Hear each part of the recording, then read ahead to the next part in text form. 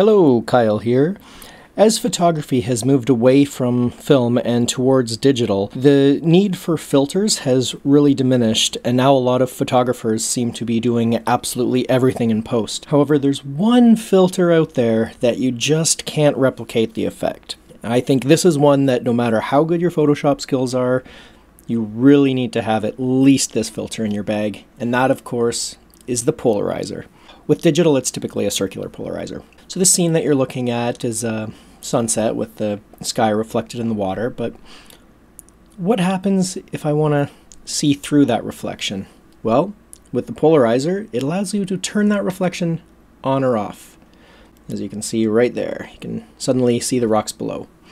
But what if the water isn't glass smooth? What if it's a little choppy? Well, here's a picture of a stream. Cuts right through that as well.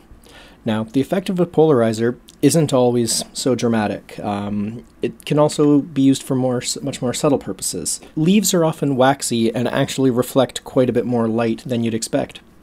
So if you look at this image here, it looks all right, but hit it with the polarizer and suddenly those reflections have been turned down. In this case, because it's a single isolated object, it doesn't really make a huge difference.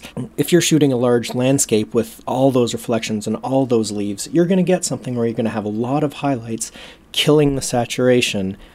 So having that polarizer will help you get those beautiful, rich, saturated colors in landscapes that you often see in magazines and calendars and postcards and wonder, how do they get that? Well, they get it with the polarizer.